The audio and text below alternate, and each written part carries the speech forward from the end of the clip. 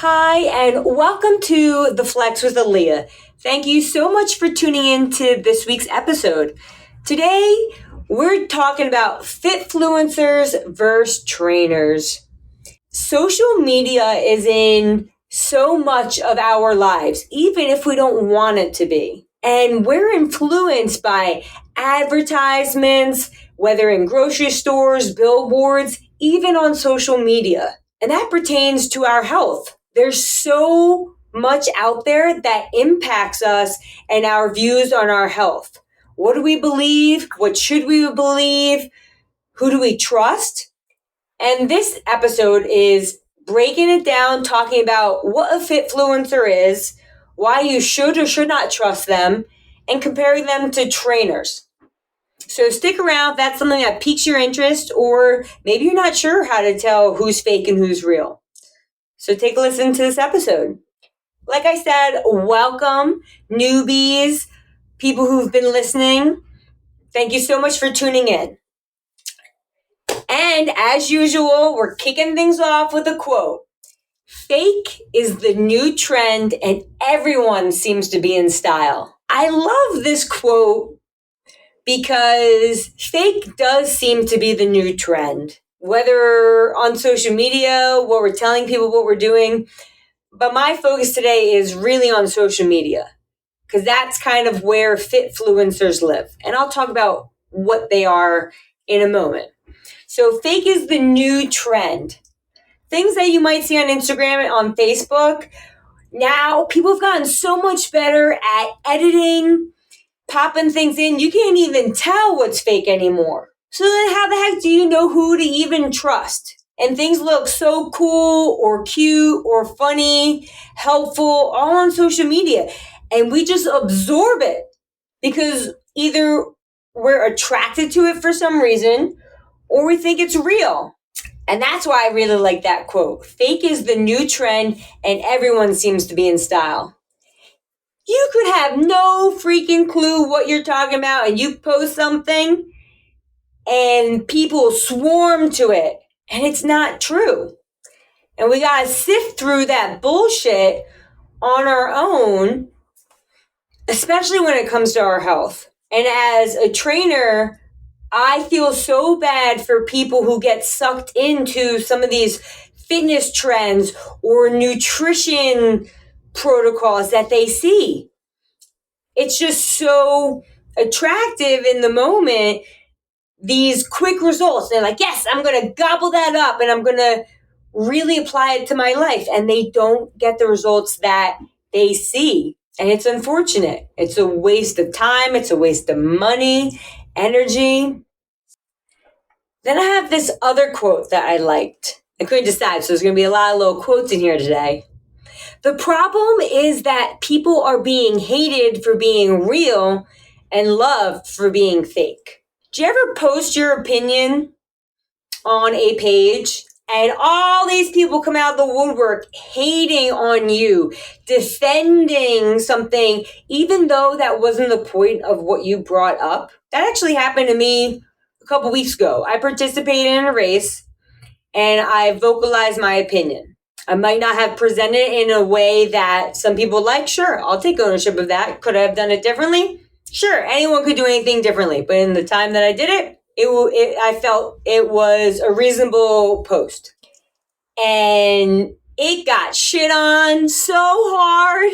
And everybody who, not everybody, I'm not going to say everybody because that's overgeneralization.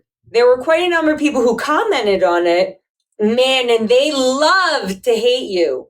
And it wasn't even like this race sucked. I actually didn't even post an opinion. I asked a question based on my opinion. And there's a huge difference there for me because I don't typically go around sharing my opinion on certain topics or certain things when it comes to racing unless someone comes up and asks me.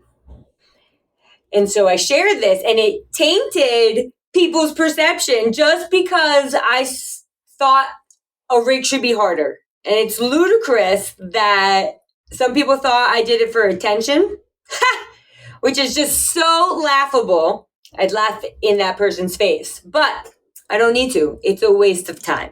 I know. And the people who actually know me, that's all that matters. So you could vocalize your opinion and you get bashed. And it could be based on evidence. It could be based on just your opinion. And you're not saying it's right or wrong. It's just your opinion. And people want to jump down your throat because it's a different idea or concept or viewpoint than what they had. On the post that I actually made, the comments all were defending the race when I wasn't even arguing the race. That's fine. That's what they wanted to do. But the whole topic was overlooked. And what was the point of me bringing this up? Well, when it comes to your fitness and you see things on social media, like eat greens, don't eat greens, eat carbs, don't eat carbs, too many fats, eat fats. How the hell do you know what to do, what not to do? It's so confusing. And all it might be is opinion. There could be some validity towards it. Some people actually send me posts and like, hey, what do you think of this? Because I'm actually a trainer, I have degrees, and they want someone who has knowledge to assess whether this is true or not. Now, obviously, there's new research that comes out constantly, but even that has to be scrutinized. If anyone's in the research field, they tell you actually got to read the articles. It's not the flashy title that's posted or the results, because usually what's posted on social media is the interpretation of the results, not the actual results. One of the things that I learned when I was in stats, they would always use this example. As popsicle sales went up, theft went up. And there was a positive correlation.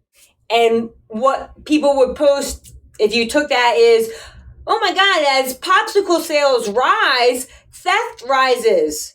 Guard your purses, shield your wallets. But that's actually not what it means, because there is no causation. There's no cause and effect.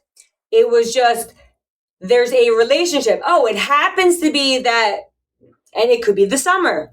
The ice cream trucks are out selling popsicles, so the sales are higher. Who knows what the theft one is? This was a hypothetical that they would always present in stats. And you want to start to scrutinize the things you're seeing on social media, or just freaking ignore it and don't believe anything you see on social media.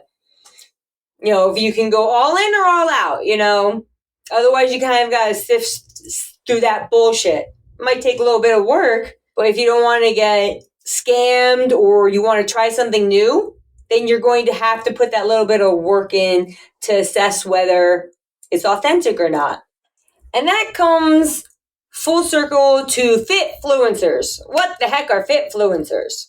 Well, before I dive into that, let's just rip off the Band-Aid right now, talking about fitness. And fitness sometimes includes health, nutrition, the work we have to put in to be what we visualize in our head for healthy, fit.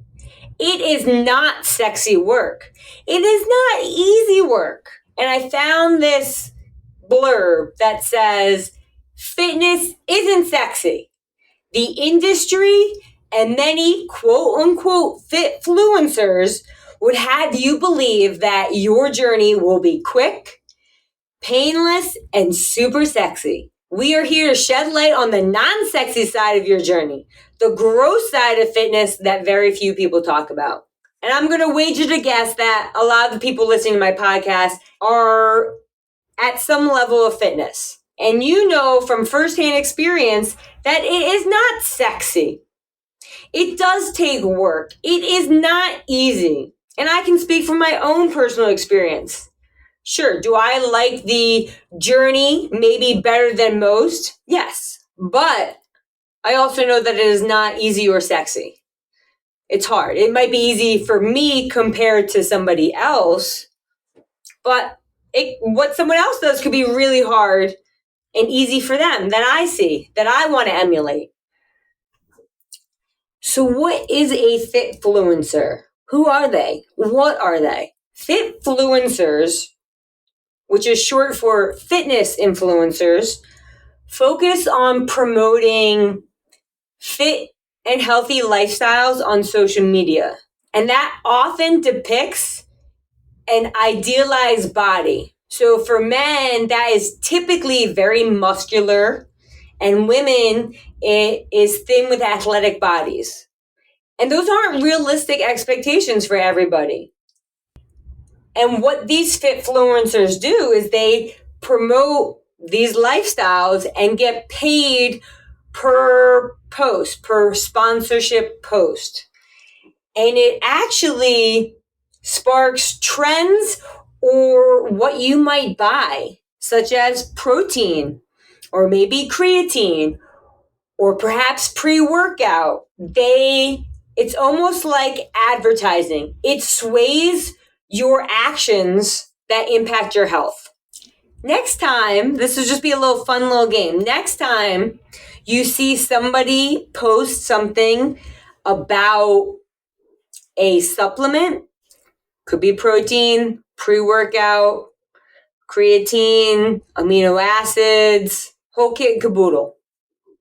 Reach out to them and ask them why that brand is better than other brands. What's specifically about it? Most of them will not be able to tell you except for a scripted line or what is presented on the bottle. There's no deeper understanding than that, which is unfortunate because we as consumers want to believe what we're told, but that doesn't mean they know what they're talking about. Sure, they could have like a 6-pack, an 8-pack, holding up this bottle, flexing, looking super sexy, and you're like, I want that. That is going to give me an 8-pack. Hell yeah. I guarantee you they did not get that 8-pack from that supplement. You can try it and waste your money, but it would be a little experiment for you. An empirical question, does this supplement give me an 8-pack? And then you buy it or you get a subscription for it and then you can test it out. But I guarantee you no supplement's going to give you an 8-pack.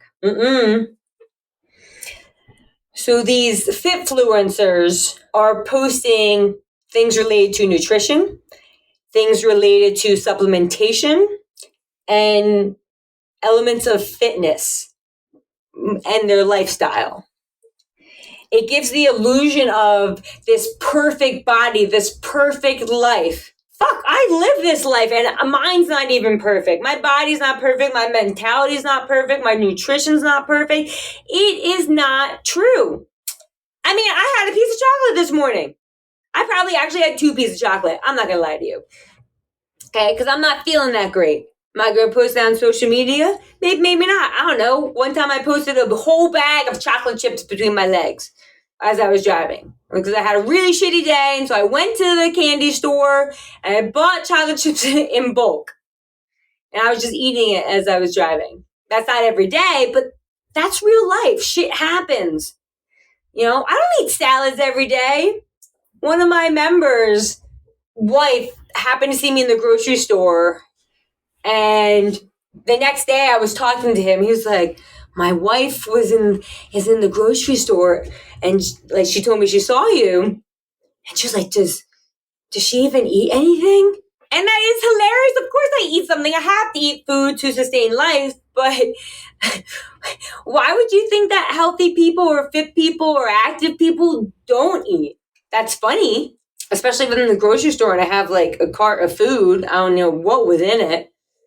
But I find it comical that there's this association of perfection with health. It's not. That's not true. And so you see these people's pages and these beautiful pictures, even when they're sweaty and working hard. Come on, no one looks that pretty when they work hard except for me. Just kidding. I don't even sweat when I work out. That's the truth. No. But there's these images, or you'll get clips of videos. Hey, try this core workout. Try this rehab exercise. Why are you going to trust them? What rapport have they built with you besides their appearance and whatever images they're posting consistently? Did they get an education in the topic they are trying to talk to you? Think about it this way. Let's pretend you have cancer and you're sick. And someone's like, I can cure cancer. I can cure you. And they were just passing on the street and they had a sign that said, I can cure cancer. Would you walk up to that person and be like, I have cancer, help me out? Or would you be researching specialized doctors to help you? I know from personal experience, and I know from working with people who've had cancer, the due diligence they do to find the right doctor for them. Your health is no different. You have to start treating yourself and your health like it matters, like you have cancer. Because you want to live long and have a prosperous, healthy life, you have to start taking care of yourself. You have to ask yourself these questions. Can this person help me? Are they actually educated in this area? Otherwise, you're wasting your time, you're wasting your money. Actually invest in yourself. Do you know how much people pay for a quality doctor? Okay, you know how much you would pay for a quality doctor. Imagine you were sick, very severe. Put a price cap on how much you'd pay if someone could help you. So then why would you put a price cap on your health when it comes to losing weight or getting stronger? Why are you paying $15 from this FitFluencer who has a big butt and maybe a couple abs? You're not doing your research. If on their page it doesn't have anything about their education, or you can't find a website that shows you how knowledgeable they are, why would you trust them? Start caring about your body, about what you put in it, about who you're trusting to take care of it. It's a shame the lack of investment people want to put into their bodies. And I don't mean aesthetically, I mean investing in the work, both the actually doing it and paying somebody who knows what they're doing. That's like, I've walked into Planet Fitness before and I have to avert my eyes from people doing horrible form. Oh my God, it is literally painful for me to see. Painful. And I've seen trainers there teaching somebody how to squat, and I have to walk away because that person's going to get hurt. And it pains me to see them trusting. But like, why wouldn't you trust the trainer from Planet Fitness? I mean, in my mind, I'm like, why would you trust the trainer from Planet Fitness? But average people don't know. You won't know. You're going to a gym and you're thinking that that person is going to provide you with the information you need to be successful in executing movement. The whole premise of Planet Fitness is to get people to sign up and have them not come. That is why it is so cheap. And most people sign up and don't cancel it, and they just don't go because it is a cheap investment. And there's research on this. I don't have the hard stats, especially right now. I have looked at it before. I don't remember them. So I'm being honest with you. But the stats, the cheaper you pay for a program, the less likely you are to follow it. So people who go to gyms that cost a little bit more, or you're paying for personal training, you're making an investment, a huge investment. So the likelihood of you actually going through with the plan is much greater than the cheaper it is. If you paid $1,000 for something versus $15, you can, it's just $15. You can waive it off. You can't just waive off $1,000. I mean, some people can if you're really rich, but most people can't. So that's one of the main things you want to look for. If you're going to trust somebody, look at their education. You know, I love CrossFit. I do. But one of the things that I really dislike about CrossFit is all you need is a CrossFit cert. That's it. Someone could pay whatever the fee is, take the online course, the in-person course, and boom, they can be a trainer. Good for them. But do they have any other background? Like, I went to school for this. I spent years, so much so that I don't even need the stupid CrossFit cert, and I could teach it. But in the world of CrossFit, that is one of the certifications you need to promote it, to promote the affiliate. But do I need it? Absolutely not. They don't own the fitness movements. They just made an umbrella term. And if you want to use that umbrella term and be part of the affiliate, then you pay a fee to use that name. But outside of that, I could teach you without that cert. But take that cert away from somebody else. What could they teach that they didn't maybe learn firsthand from going to the gym? And it's painful to see that. It's actually a pet peeve of mine. I see these people who are like, oh my God, fitness is my passion. I just got my CrossFit cert. I'm so excited. If it's your passion, it's your passion. You took a weekend course for your passion. That's not a passion. It's a hobby. Congratulations. I'm not taking anything away from you from getting that cert. But the lives of so many people are now in your hands. I mean, fitness is a passion for me, but I chose it as my lifestyle, as my career. It's more than my passion. It's my identity. It's who I am.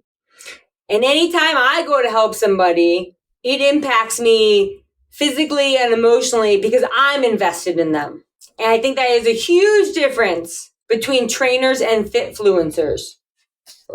FitFluencers are that illusion of perfection, that workouts are effortless. Look at these crazy stunts I can do. Over edited and filtered images or products. And it's presenting this unrealistic standard. I know people who are fitness models. They have to live such a restricted life to maintain a physique like that. Most people don't want a lifestyle like that. I mean, I did bodybuilding and figure competitions, and I said to somebody one time, I was like, man, I wish my body could look like this all the time. They're like, well, it can. I'm like, no, it can't. It's not fun. It's not enjoyable. It was really cool to get to that level, and I liked it because of the challenge. But for a lifestyle and mental happiness and physical happiness, not the best lifestyle. So I really want you to start to question what you're seeing online from these awesome acrobatic people. They are very talented. I am not taking anything away from them. But some of them also are doing that to attract you to their page, to make you engage with them. And there's nothing wrong with that. Whether they want attention or not, okay, whatever. But just be careful when you start to trust their recommendations and suggestions. You have other FitFluencers who post examples of their workouts, and then you try to follow them. You're like, yes, I'm going to do it. You don't know what else they're doing. I know I can't show you my entire work. I mean, I guess I could, but I've worked with plenty of people. When I've started working with someone who wants to get better at obstacles, one of the things that I'm really good at is grip. And they're like, I want to do those cool things. I want to do that. I'm like, slow down, slow your roll. We can't do those fun things until we do these basic baseline things, because we don't want you to get hurt. And what people think is that I do those obstacle grip practice throughout the week. I don't. I barely do it once a week, because that's not the stuff that actually gets you better at it. But because that's what people see, they're impacted by what they see, and they think that that is what they need to do. And as a consumer, because we're all consumers on social media, whether it's something useful or something stupid, we are consumers. And we need to start understanding that influencers rely on their appearance. Think about it. Look at what some top athletes in any sport look like and compare them to some of the FitFluencers. Their bodies are totally different. One is made for function for the sport and performance.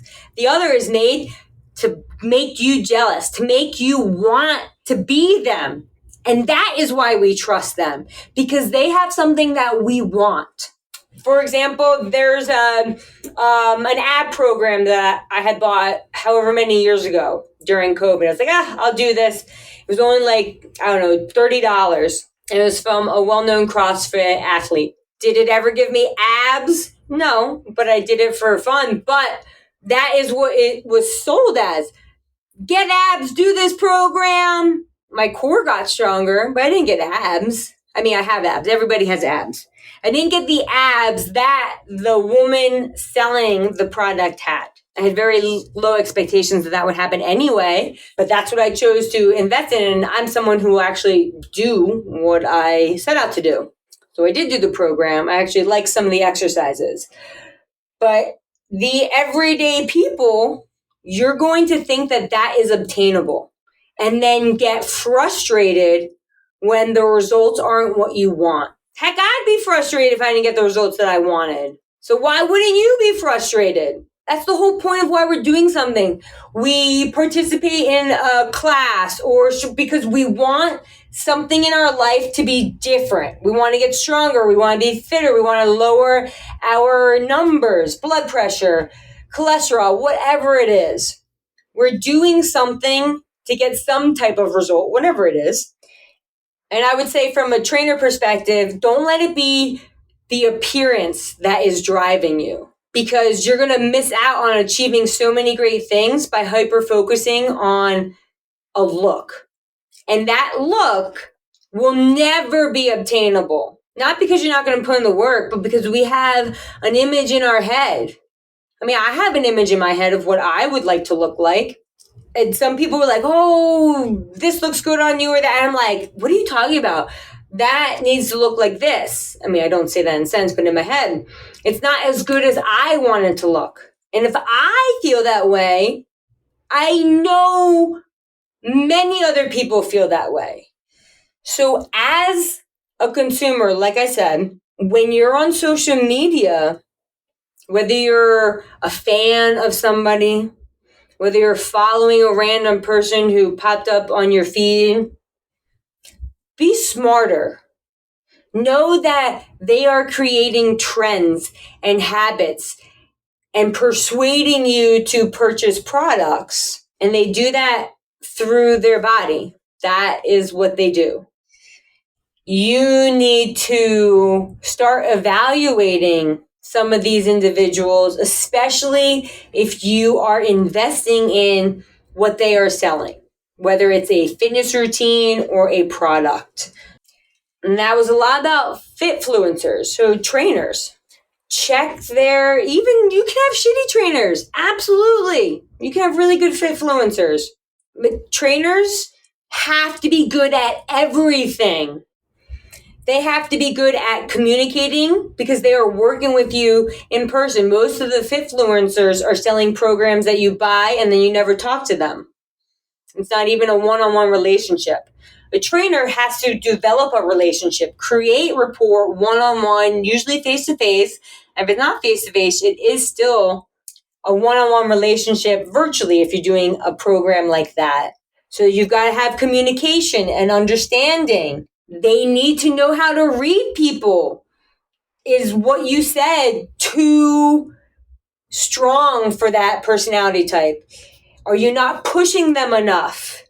The type of encouragement they need. Your goal as a trainer is to give your client what they want. Some people need more hand-holding. Some people need more in-your-face approach. Others just want accountability. And everybody wants results. Now, you might start working with a trainer and not know what you really, really need, but a good trainer will know. A lot of the time it ends up being confidence for some reason that happened in the past. And that is what a trainer has to be good at. Everything. They can't hide behind their appearance. They could, but they can't because a lot of it is one-on-one. That doesn't mean they're not physically fit. That doesn't mean they can't kick your butt or do stuff, but it's a whole lot different than a FitFluencer. It's the unsexy stuff that the trainer's doing, that the trainer has. Maybe it's a lame exercise that you think is boring or stupid versus this really crazy one. I don't know what this trend is where people are like benching furniture and lifting weird stuff. What is the actual benefit of that? And how is it applicable to real life? It's not. So now that you have maybe a deeper or better understanding of FitFluencers and how what they're posting is impacting you, because all this is an advertisement, but it's an advertisement with their body to guide you in a certain direction that they want you to go. Like I said, buy my program, buy my product, what have you. We want to be smarter and suss out the fake fluencers. If they are just a FitFluencer, a lot of followers, low education, don't waste your time and money. Sure, it might be $36, $17, $15, whatever. And you could care less if you don't get that $15 back. But why waste your time and energy on that? You could pay a little bit more for way better quality. And that is something I really want you guys to take away from, is start questioning your choices. Start questioning what you're seeing online from these people. Even trainers do the same thing. I have a buddy who'll go through phases where it's like, eat no red meat, red meat sucks, don't eat it. And people blindly follow him. And then like 2 months later, red meat, raw meat, nom, nom, nom, nom, nom. And they don't even realize the juxtaposition to 4 months ago. And it's mind blowing. The best trainer is someone who presents the whole picture. The pretty side, the ugly side, the good side, the bad side. It's never all pretty, which is that quote that I had said where fitness isn't sexy. And people who portray fitness as easy and sexy, it's not true. It might look sexy in certain aspects, sure. Some things might look easy for that person to do, but that's not real life, which goes back to that quote, fake is the new trend, and everyone seems to be in style. And you can question me. Look at my shit. That's what social media is. We all want to post a really pretty picture, but it's not all sunshine and rainbows. And hopefully you can go on my social media page and find some ugly shit that I've posted. And when I say ugly shit, I mean hard, authentic stuff. Not just, here's working out, do this exercise, you'll be fit, try this product. That's not how it works. I mean, it is how it works for FitFluencers, but aim to come out this podcast smarter and better than before. So that way, when you're on social media, you're not going to be swayed as easy by a beautiful figure or an attractive physique. Because all that body is lure. It's luring you in for a product. And you're better than that. You are absolutely better and smarter than that. Which is why I know you're going to start questioning and looking for people's education to better your decisions. And just a little background, this particular podcast spurred from frustration on my end. I was like, why do people believe these FitFluencers? What is going on? When did FitFluencers get more notoriety than trainers who went to grad school and have multiple certifications? Why the heck are they being trusted as sources compared to trainers? That's actually what sparked this podcast. And maybe you have some insight. I'll be like, this is why I got sucked into it and why I did it. Share that with me. I'd love to hear it. And I'm telling you, the biggest thing is your investment. Choose to invest in you. The FitFluencers are just pretty bodies representing a brand. It is not an authentic representation of health and fitness. That is what I want you to take away from this. Thank you so much for tuning into this episode of the Flex with Aaliyah, FitFluencers vs. Trainers. I'll catch you next week. Leave a review. Send me a comment. I'd love to hear from you. Follow, share, and I'll catch you later. Bye.